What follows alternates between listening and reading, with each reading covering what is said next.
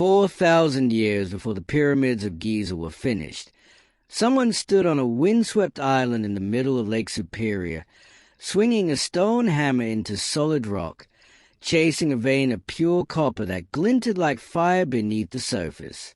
They had no bronze tools, no iron, no wheel, and yet they carve out more than 5,000 mining pits across a single island, leaving behind a mystery so vast that modern archaeologists still don't fully understand it. Who were they? Where did millions of pounds of copper go? And why, centuries later, would a Hopi elder sit down with an anthropologist and describe, in astonishing detail, a story that seemed to explain it all? That's the question we're chasing today. Welcome back to the channel. If you love forgotten history and mysteries buried in plain sight, hit subscribe, because this is one of the strangest chapters in ancient North America. Let's start with the physical evidence, because it's staggering enough on its own.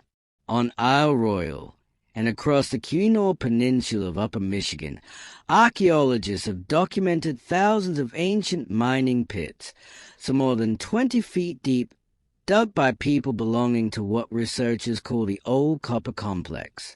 Radiocarbon dating places the earliest mining activity at roughly 6,500 years ago, making it among the oldest metal mining operations anywhere on Earth, older than the copper mines of the ancient Near East that once got all the credit for pioneering metallurgy. For decades, mainstream archaeology was reluctant to accept dates that old, because they appended the assumption that complex mining required settled agricultural societies to organize it. The Old Copper Complex miners were hunter-gatherers, moving with the seasons, and yet somehow they coordinated a mining operation that ran, in various phases, for well over 4,000 years. That single fact alone forced textbooks to be rewritten. These weren't casual campfire discoveries. This was industrial-scale extraction. For the Stone Age, miners built massive fires against the rock to heat it, then doused it with cold water so it would crack. They used stone molds, some weighing over 30 pounds, to pound the fractured rock apart, prying out nuggets and sheets of nearly pure native copper, a form of copper so chemically clean it required no smelting at all. You could simply hammer it into shape cold. Knives, spear points, fish hooks, awls, beads. Thousands of these copper artifacts have been unearthed across the Great Lakes region and beyond, some found as far away as Louisiana and the Gulf Coast, proof of a trade network that stretched for well over 1,000 miles. Now here's where it gets strange. Geologists estimate that somewhere between 100 million and 1.5 billion pounds of copper were extracted from these ancient pits over the centuries the mines were active. That's not a typo. Billion, with a B.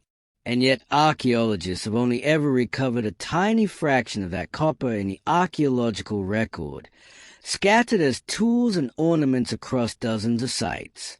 So where did the rest of it go? This is a puzzle that has haunted researchers for more than a century.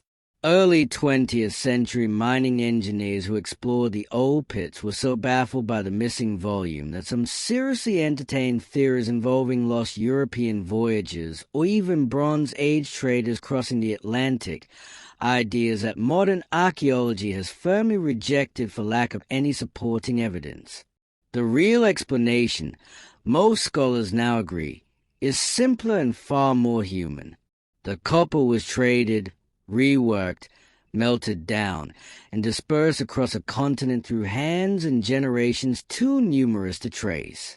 And it's the direction of that dispersal that leads us, unexpectedly, into Hopi country, nearly 2,000 miles to the southwest, in the high desert mesas of northern Arizona.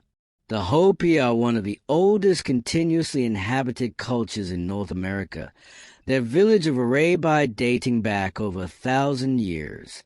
Hopi oral tradition is built around clan migration stories, sacred carefully guarded accounts passed down through generations, describing how different clans journeyed across the continent before converging on the mesas. In the early 20th century, ethnographers and later writers, most famously Frank Waters in his 1963 Book of the Hopi, began recording these migration legends in detail, and some of what they heard stopped researchers cold. Certain Hopi accounts describe a legendary place called Peletquapi, the Red City of the South, associated with wealth, with metalworking, and with clans who eventually abandoned it after disaster and moral corruption struck their people. Other oral histories, recorded from elders like Dan Kachongva of the Sun Clan in the mid-1900s, describe ancestral migrations that swept through the northern lands, through regions bordering the Great Lakes, before turning south toward the desert. Some clans, according to these accounts, were closely associated with fire, with metal, and with mining knowledge some researchers have argued could only have come from direct experience working ore. The Fire Clan in particular carries stories describing ancestors who understood how to coax metal from stone using heat, a detail that some ethnographers found impossible to dismiss as coincidence. Here's where we need to pump the brakes for a moment, because this is exactly the kind of story that gets exaggerated online. There is no archaeological proof, no artifact, no inscription that directly links the Hopi to the ancient miners of Isle Royale.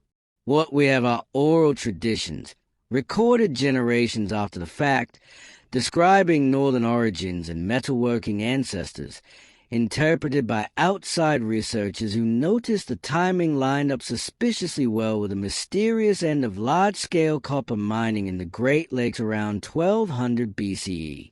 Anthropologists remain divided. Some see the parallels as compelling evidence of a genuine historical memory, encoded in ceremony and story across 3,000 years. Others caution that oral traditions, however sacred and however carefully preserved, are not the same as archaeological proof, and that similar migration and clan narratives exist among many indigenous nations without a literal one-to-one connection to any single mining site. What nobody disputes is this: the copper mining in the Upper Peninsula didn't fade out gradually. The evidence suggests it dropped off sharply, and the massive mining operations that had run for millennia essentially stopped. No definitive reason has ever been established. Climate shift, resource depletion, social upheaval, and migration have all been proposed. And it's that abrupt silence, that archaeological cliff edge, that makes the Hopi migration story so tantalizing to researchers looking for an answer. If a mining culture in the North experienced collapse or crisis around the same era the legend described, and if some of those people migrated south carrying metalworking knowledge and ceremonial memory with them, it would explain both mysteries at once: the vanishing miners, and the origin of a people who arrived in the desert already knowing fire and craft. It's a beautiful theory. It's also, by the honest admission of most scholars in the field, unproven.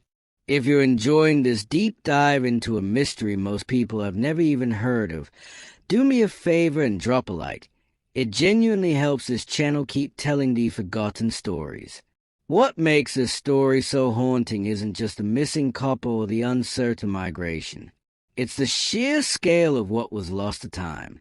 An entire civilization, without written language as we understand it, moved earth and stone with nothing but fire and muscle, extracted more copper than most Bronze Age Mediterranean cultures ever touched, traded it across a continent, and then, as far as the physical record shows, simply stopped.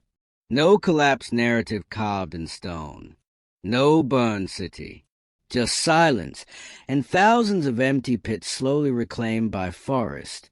And centuries later, an entirely different culture, in an entirely different landscape, sat their children down by firelight and told them a story about ancestors from the north who knew metal and fire, who lived through disaster, and who carried their memories southward into the desert.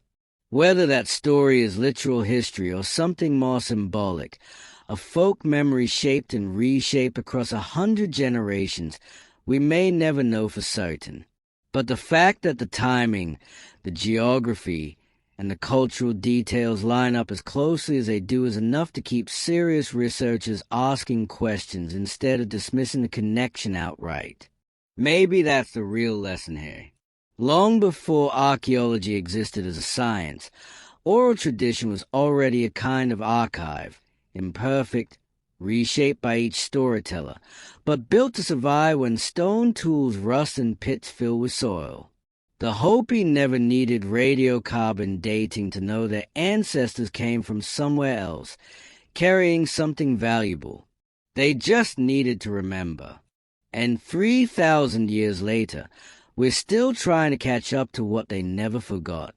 If you want more forgotten history like this, stories buried between archaeology and oral tradition, hit subscribe and join us for the next one. There's a lot more still buried out there.